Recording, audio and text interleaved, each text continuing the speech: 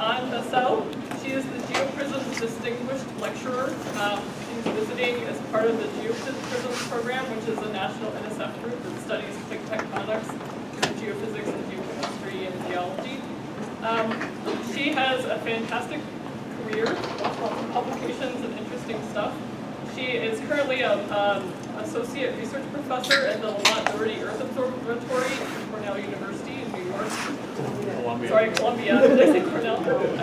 Columbia University. It's been a long day. So she got her Bachelor's of Science degree, actually her Bachelor's, Master's, and PhD in geophysics. So Bachelor's at Rennes, and then her Master's and PhD at IPGP in Paris. So today she's going to talk to us about things offshore, but still fairly close to us. So first I would like to thank you for inviting me. It's been a great day so far. And so today I'm going to talk to you about the final stages of rifting and early seafloor history of the eastern North American margin, and in particular the part of the margin that is located off of North Carolina. But before I move forward, I would like to acknowledge all my collaborators, Buzz Davis and Jeff Gibson at LDEO, and Brandon Schuck and Harm Van Avendong at UTIG Austin. And I would like also to acknowledge the Eastern North American Community Seismic Experiment team, since most of the results I'm going to present are from this community seismic experiment. And all these people here participated to the data acquisition. And I would like to thank in particular Donna Shillington, who brought me into this nice adventure.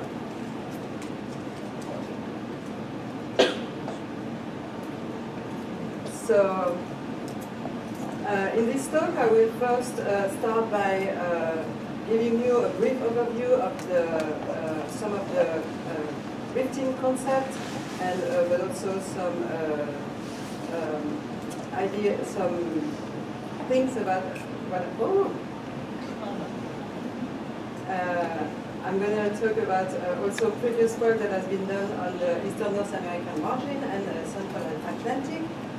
I'm going to show you why the Eastern North American margin is a good spot to tackle some fundamental questions about rifting processes. And I will then present the new seismic data and our interpretation, and how this data provide a new model for the ENAM margin formation.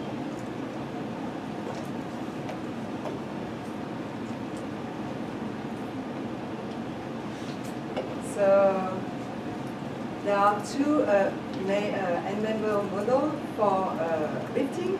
So you have the active rifted mode and the passive rifted mode. So for the active rifting mode, it assumes that the impingement of a plume at the base of the lithosphere, and this is going to cause topographic doming, volcanism, and extension. And this is the convective upwelling of the asthenosphere that is going to drive the continental breakup. Whereas for passive rifted mode, these are the far-field tensional stresses that drives continental breakup. And here the asthenosphere.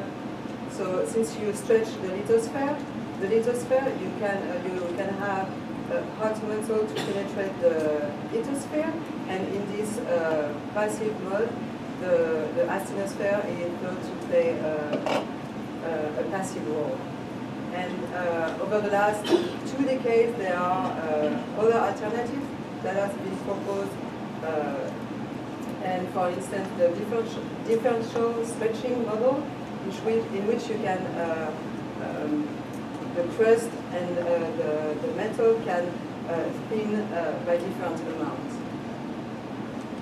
So the continental margin has been divided into two main types of margin, the magma pore rifted margin and the volcanic rifted margin.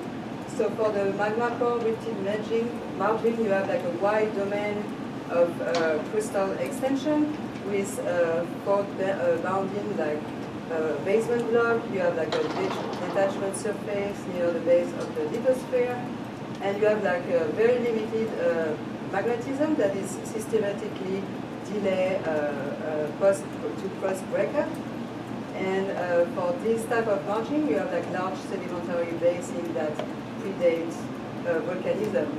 Whereas for volcanic rifted margin, you have a lot of extension accompanied by extensive extrusive magmatism that are seen on multi-channel seismic data as seaward dipping reflection that is thought to represent subaerially lava flows. And you have also a high velocity in the lower crust that is interpreted as being like mafic underplated or igneous intrusion into the continental crust. And for this type of merging, usually the magmatism predates large-scale sedimentation.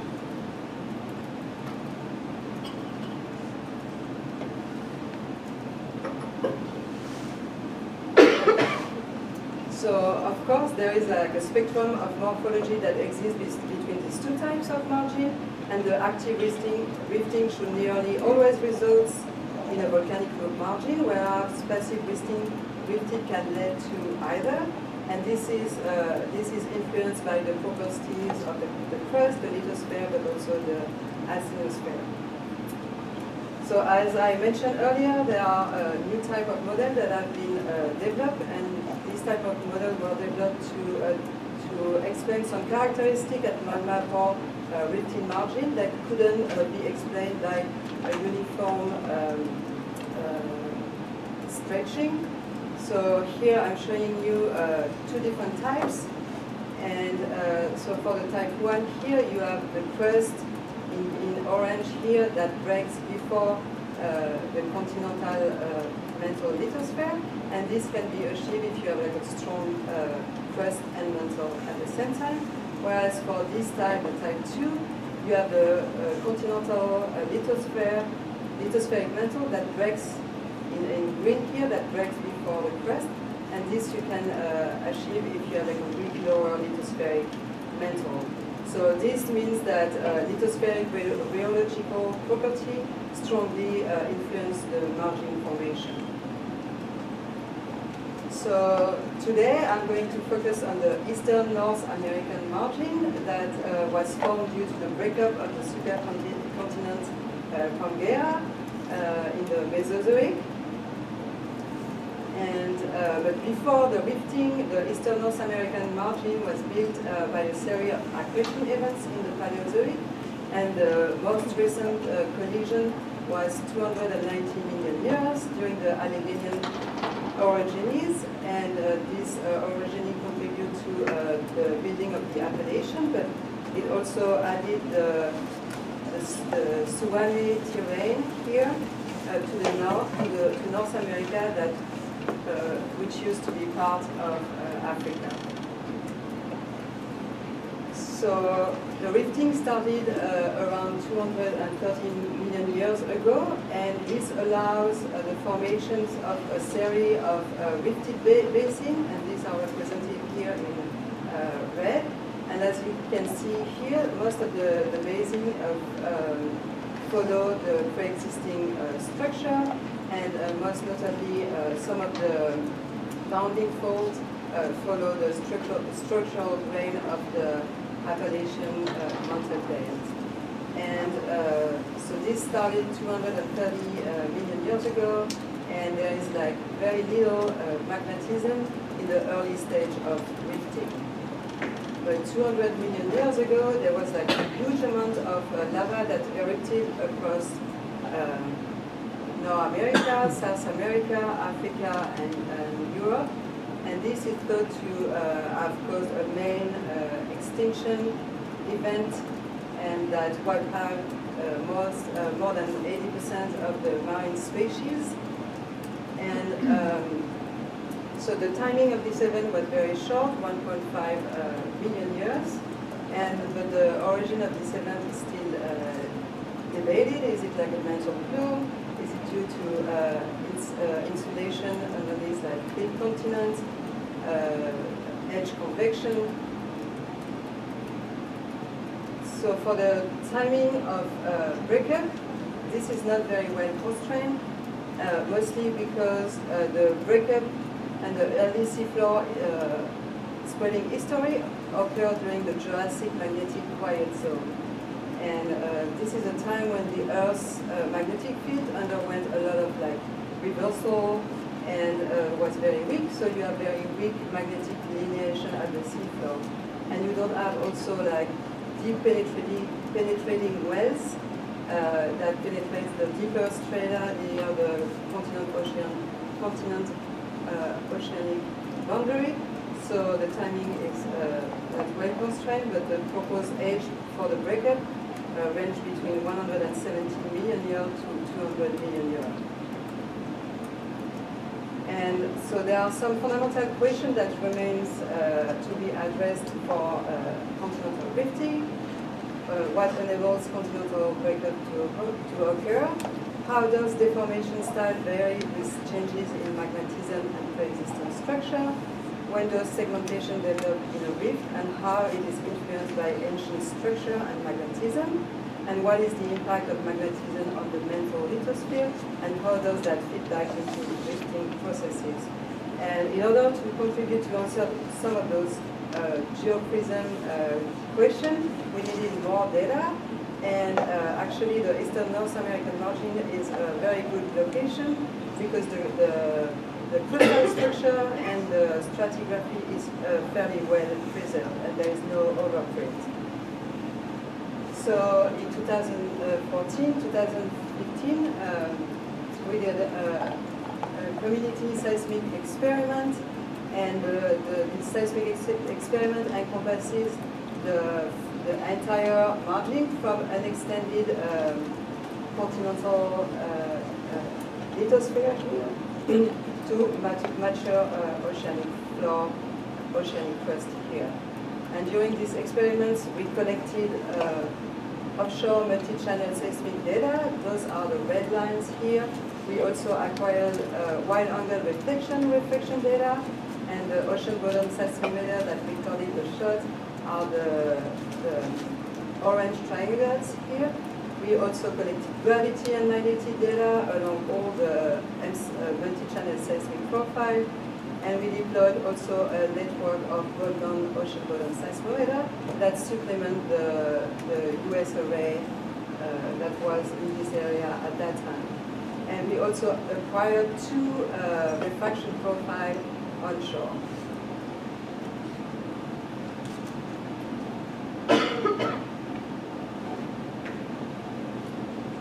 So the ultimate goal of the ENAM community seismic experiment, and we're not quite here yet, but was to combine imaging at different scales to get a complete portrait of the continental margin and understand the major tectonic and magmatic processes involved in its formation. So we know from previous survey that the Eastern North American margin is a magma-rich rifting, and the previous seismic data indicate that the final stage of continental breakup were accompanied by a significant volcanic activity. And here I'm showing you a profile, the edge profile, and the multi-channel seismic data reveal seaward dipping reflector. I don't know if you can see that. Those are the dipping events here, and these are thought to represent basalt that are emplaced in the final stage of breakup subaerially, and the wide-angle seismic refraction data show that there is like high velocity in the lower crust, here in the transitional crust between the continental crust and the oceanic crust, and these high velocity are thought to represent mafic underplating or intrusion into the continental crust. And so we have a pretty quick transition here for a very thick igneous crust here to oceanic crust of normal thickness with velocity that are characteristic for normal oceanic crust, like in the Gable, for instance, 7 km/s. But it is still unclear if the magmatism is whether or not related to camp activity. So the community seismic experiment targeted two main magnetic anomalies, the East Coast magnetic anomaly, the ECMA, and also the Bécel magnetic anomaly. And this required to go much farther offshore than previous studies. So here I'm showing you in red a previous seismic line profile, and you can see that they focus mostly on the East Coast magnetic anomaly, but they don't go to the Bécel magnetic anomaly. So what are those anomalies? So the East Coast magnetic anomaly is a positive, very high amplitude magnetic anomaly, and this is thought to reflect the very thick seawall, the very thick wedge of seawall dipping reflection that are like basalt flows. And you have another positive anomaly here, the Bécel magnetic anomaly, and these occur 150, 250 kilometer seawall of the East Coast magnetic anomaly. And so the origin of this anomaly is still debated. It has been proposed that this anomaly was created after a rig jump, or by a magnetic pulse, or plate reorganization. And the proposed age for this anomaly is around 170 million years, so 20 to 20 million years after the ECMA or East Coast magnetic anomaly was formed. So in the case of the ridge jump at BSMA time, so it means that the BSMA would be a sliver of West African margin crust that was left behind when the spreading center jumped east of the BSMA, and this would mean that you have like an instinct ridge between the ECMA and the BSMA, and this will also means that you have like a very slow half spreading rate. Whereas for the other possibility would be a plate reorganization and increase in the spreading rate at BSMA from 0.8 to 1.7, and this is based on the possibility that there is a conjugate of the BSMA on the African plate, and this would imply that the initial seafloor spreading was very asymmetric, with a faster rate on the American side.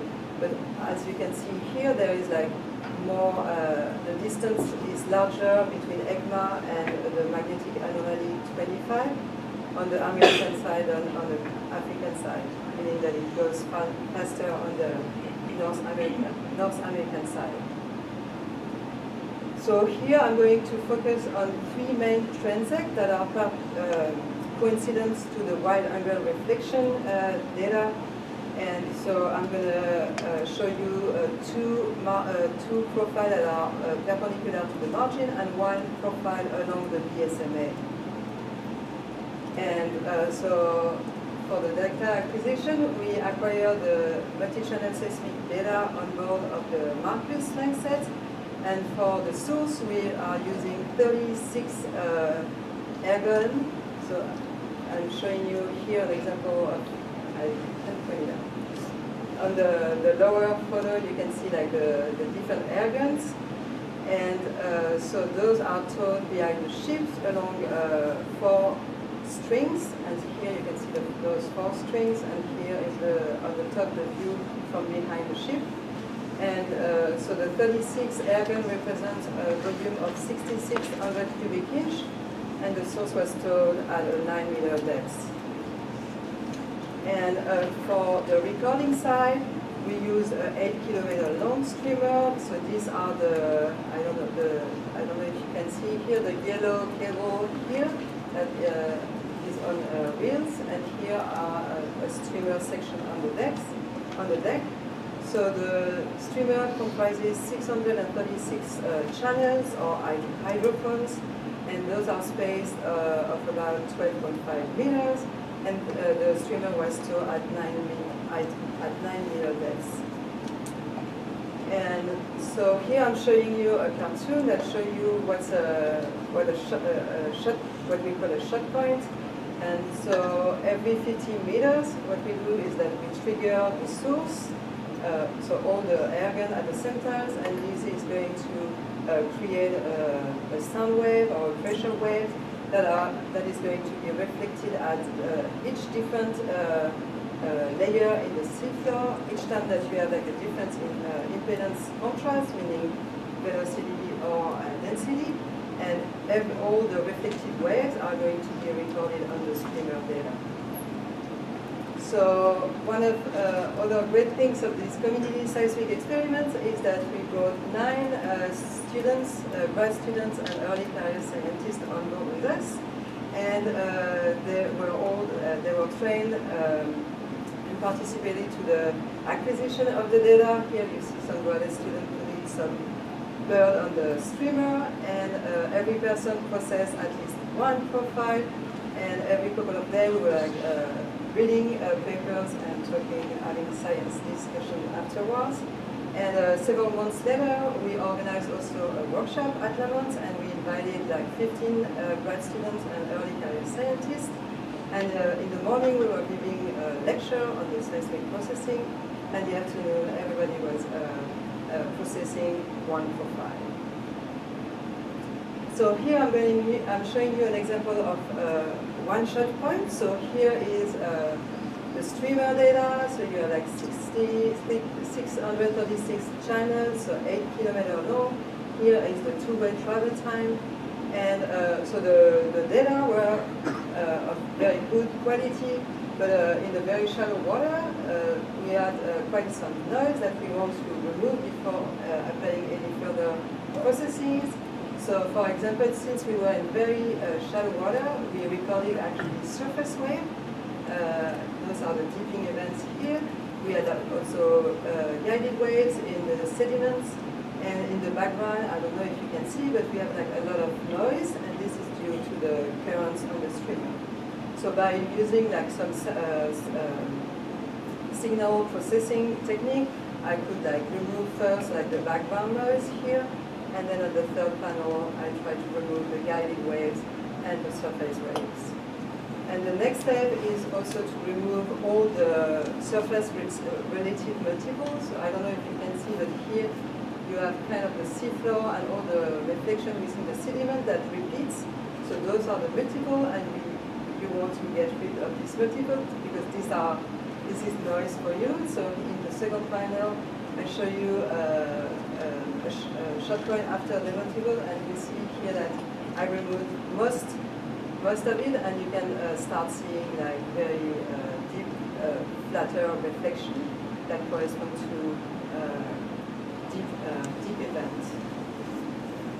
So here is an example of the stacks seismic section before denoise and demultiple, and after denoise and demultiple, and also deconvolution. And hopefully you can see that the section on the right is much cleaner than the section on the left, and the most important is that you can start to see reflection at around 9, 10, 11, and this, you know that this is a good time for the base of the crust and the lower crust. So this is good. So here I'm showing you the entire profile that extends from the thin continental crust to the mature oceanic crust. So as I mentioned earlier, the NCF data are of high quality. You can follow the acoustic basement, that is the base of the sediments, along the entire profile. You can also see very clearly the base of the crust along most of the profile. And here is the profile across the Baltimore Canyon Troughs in the north.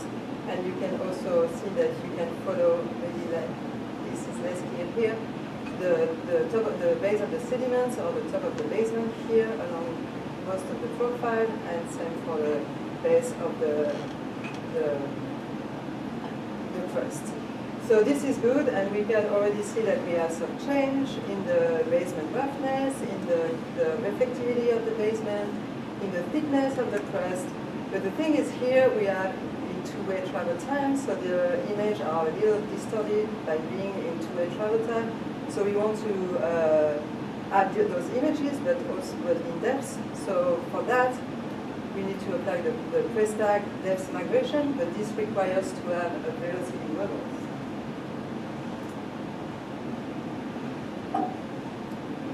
But because we had like the coincidence wide-angle reflection data, so the travel time modeling of the wide-angle reflection data, refraction data, give you access to the computational wave velocity model. So I've used that velocity model, but as you can see here, it's very, very smooth in the sediments and at the basement. So I only kept the crustal velocity.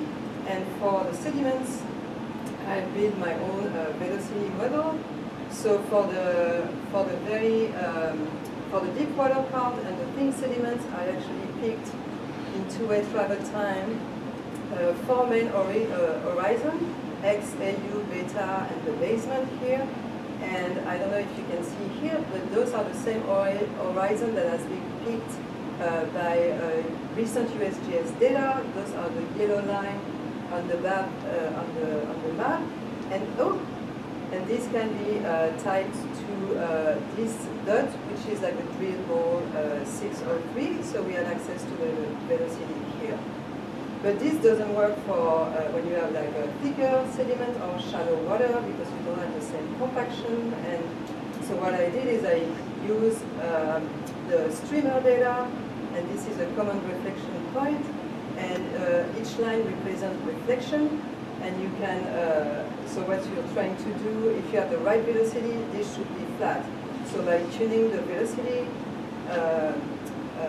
from the top to the bottom, you can like build a velocity model. And this is a kind of an iterative process.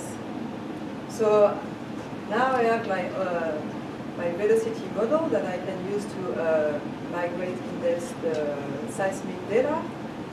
So I can superimpose the two of them, and you can see here that the MOO image on the MCS data are pretty in a good agreement with the MOO from wide-angle reflection. And based on the characteristic of the roughness of the basement, the crystal thickness, we divided this profile into 4 crustal domains: the thin continental crust, intruded continental crust, proto-oceanic crust, and oceanic crust. And in the next few slides, I'm going to walk through each of those domains. And so we start by the thin continental crust that is located onshore here. And in gray here, you see the velocity profile that I extracted for the velocity model. And in blue here, you have the typical velocity for oceanic crust. And in red, you have the typical velocity for continental crust. And you can see here that the seismic velocity are very, very similar to normal continental crust. But actually, we have like a kind of a thinner crust.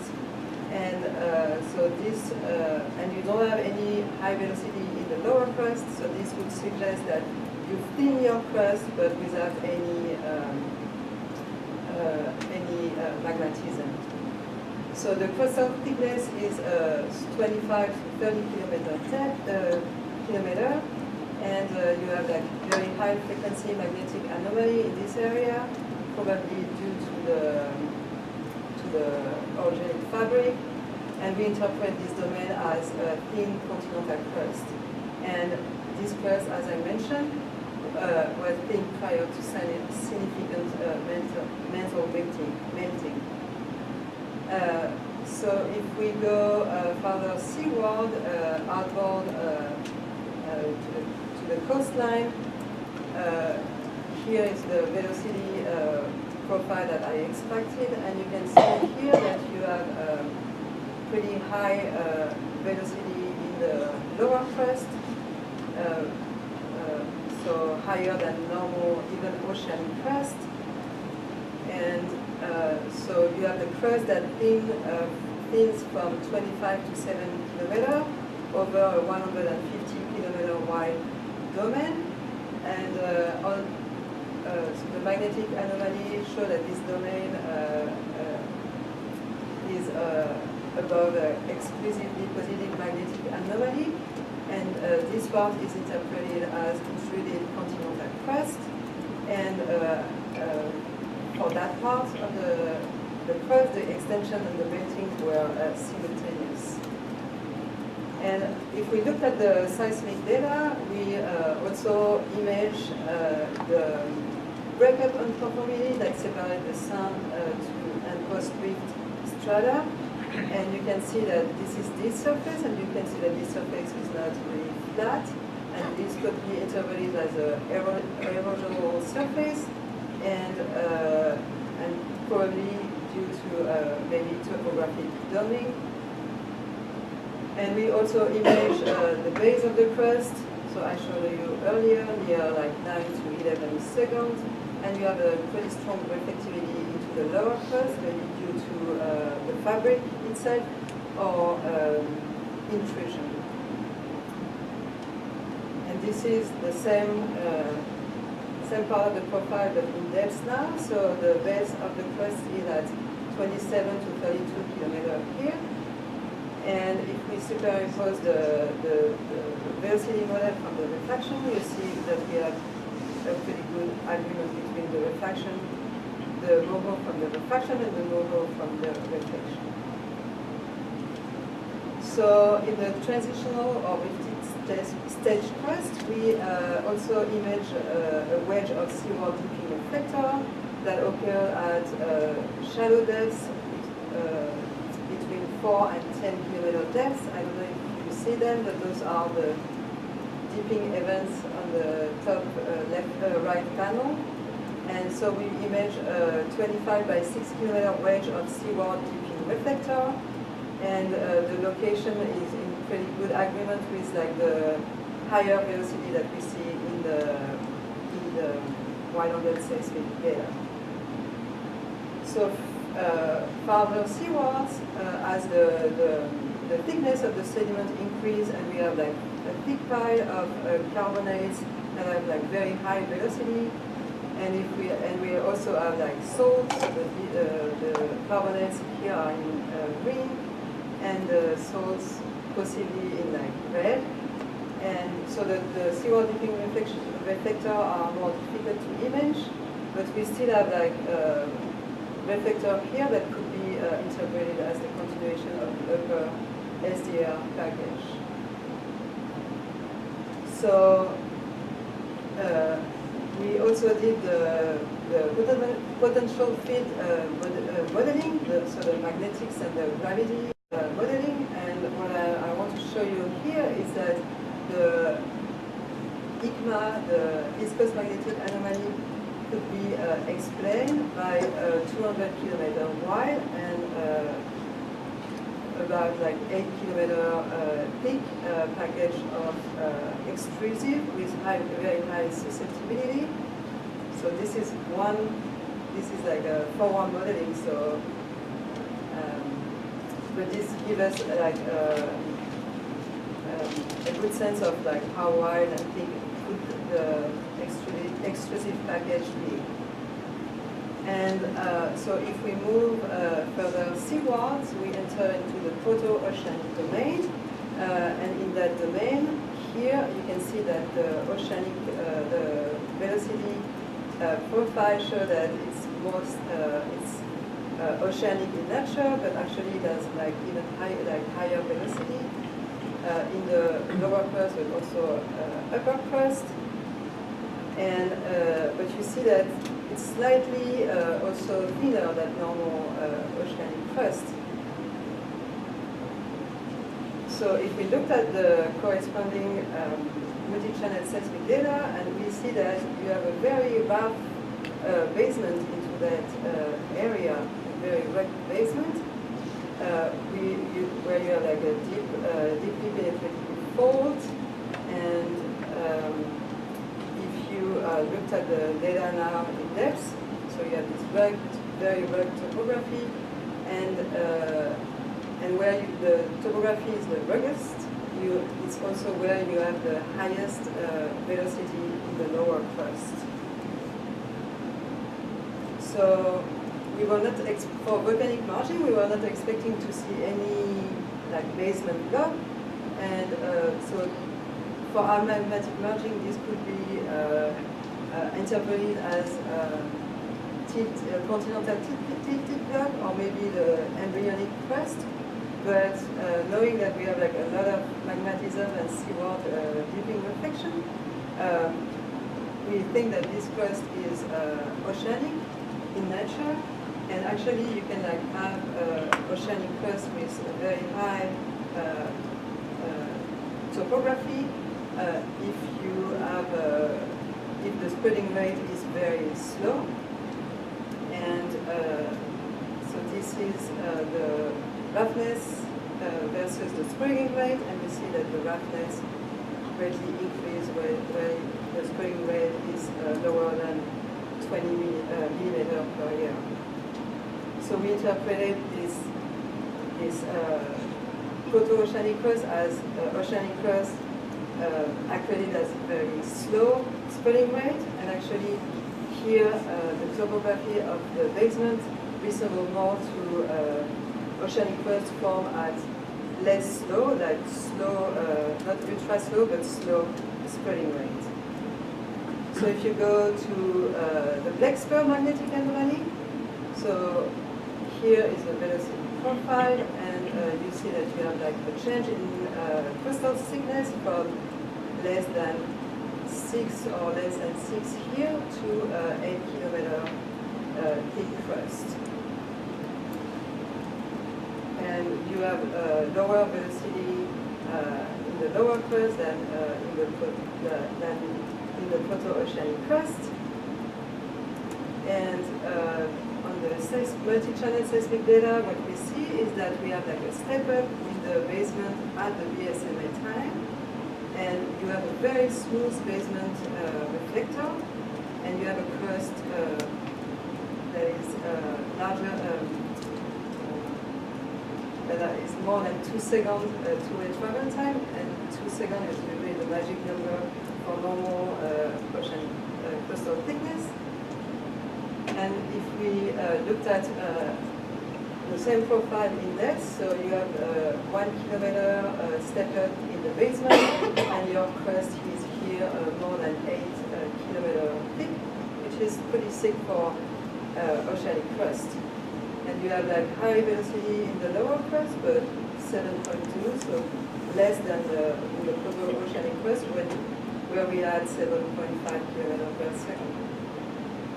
So, and we see the potential field data modeling show that actually the black spur magnetic anomaly can just be explained by a step up in the basement. So because your basement is closer to the seafloor, you just produce an anomaly. So we don't think that this anomaly is a remnant magnetic anomaly, as it has been proposed by Green recently, but just a structure in the basement.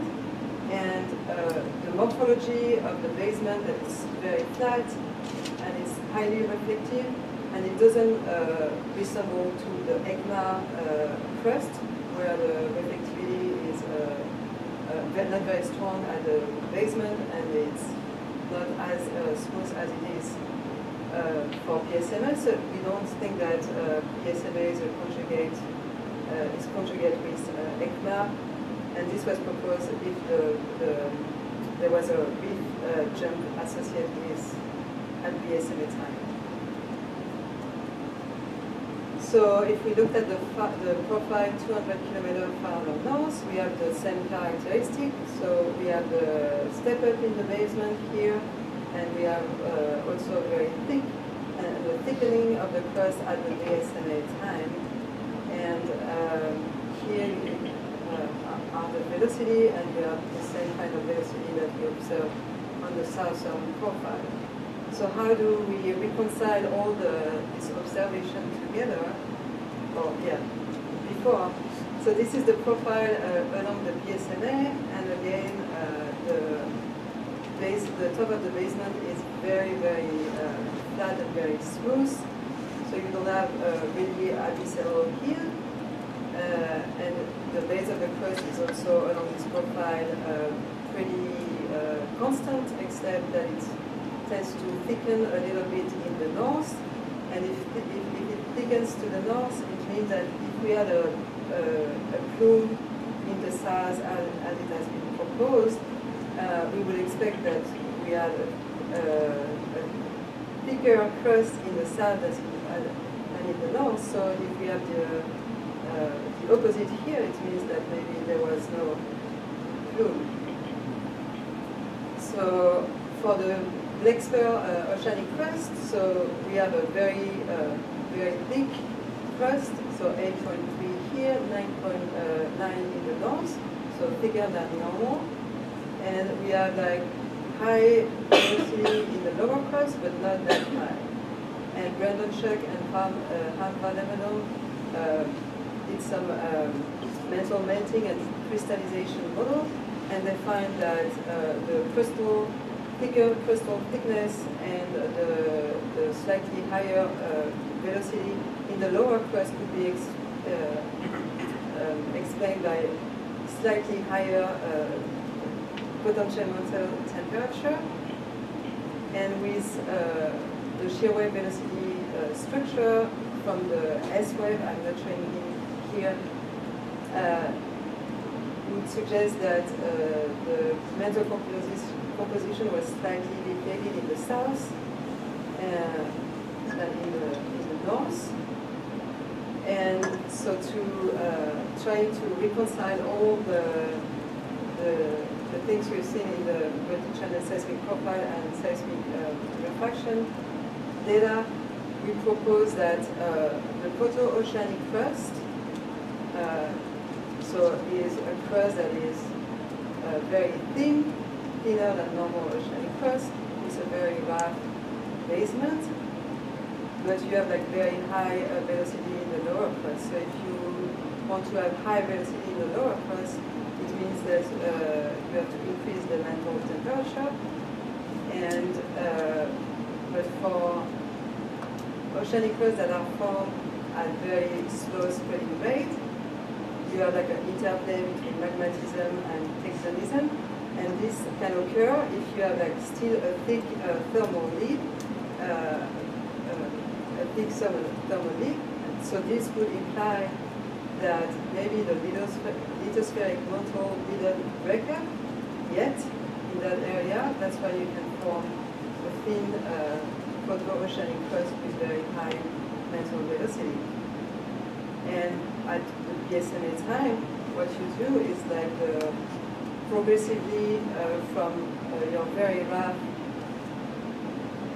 basement here, you go to what to like slow spreading from this last slow, you go to slow spreading rate.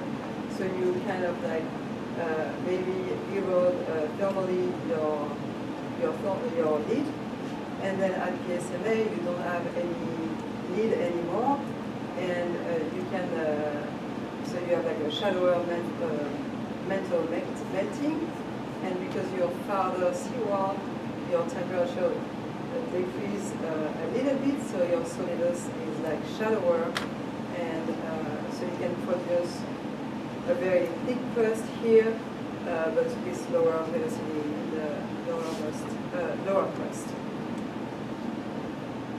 So in summary, so what I'm showing you is that offshore of North Carolina, we have like a thin continental crust with 29 to 27 kilometers, that is 29 to 27 kilometers thick. In this area, we have a transitional crust with the presence of a thick package of volcanics that are 200 kilometer wide and 8 kilometers thick. And we see that we have like igneous continuous intrusion in the lower crust that are reflected by the higher velocity that we see. And probably there was a thermal anomaly in the upper mantle. And whereas the development of the new ocean basin occurs in multiple stages, so you have a proto-oceanic crust with a very rough basement and thin crust. The seafloor spreading is like very slow to slow, and this is due to like a thick thermal lid that is still persists in that area. And when you arrive to BSMA, you have a magmatically robust spreading and maybe a magmatic pulse when you totally remove the lid. So here we see that maybe the lithospheric breakup was prolonged and the onset of like real seafloor spreading was at BSMA. Thank you.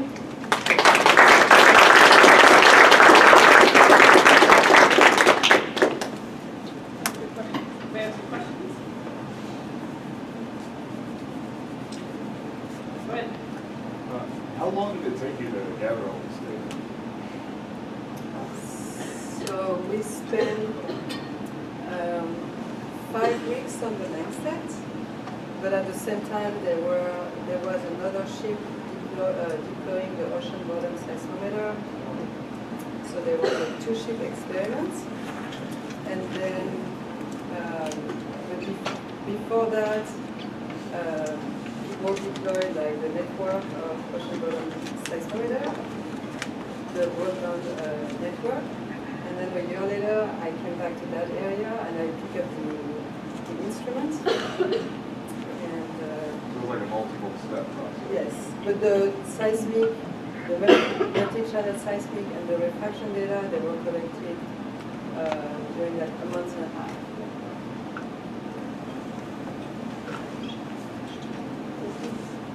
Does this help explain why the spreading is so symmetric? Did you learn anything about this side of the Atlantic Ocean? Yeah, like it would be faster on this side and slower.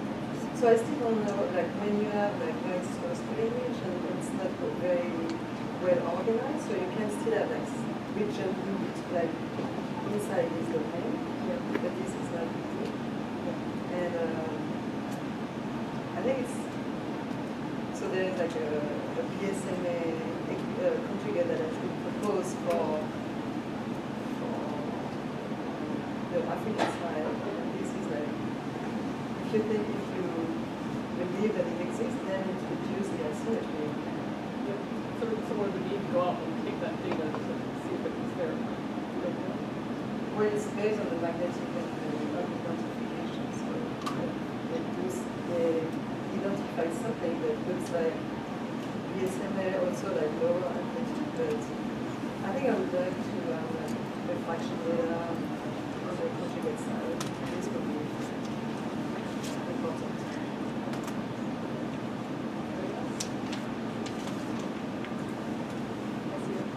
Yes. So, can you go back to the slide where you show the thin, broken up section transitioning into the slightly thicker, smoother seafloor section?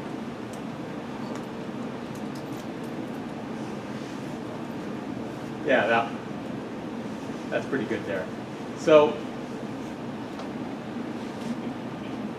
I'm wondering as I look at this, I mean, you argue that you have a change in rate of spreading there that might explain some of the changes between the irregular section and the smooth section.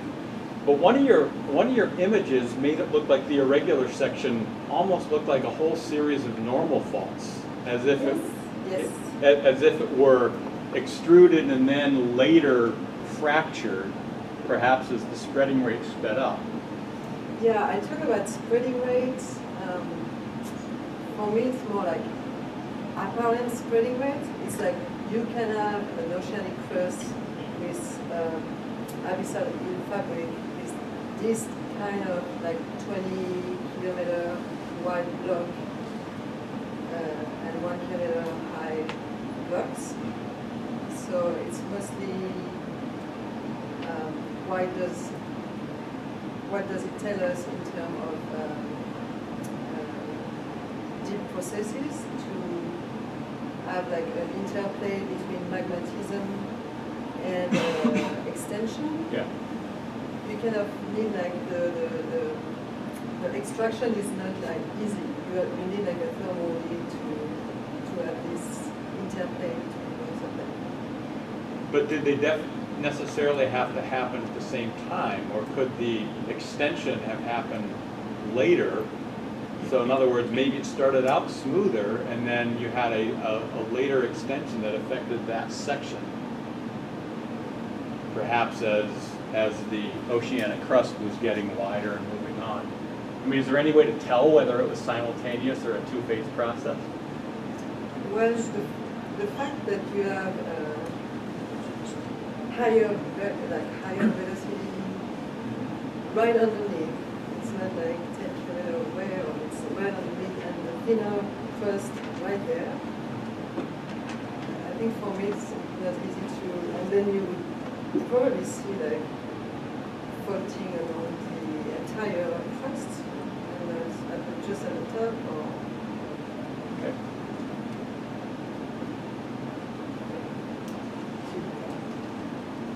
Right, let's thank our speaker again.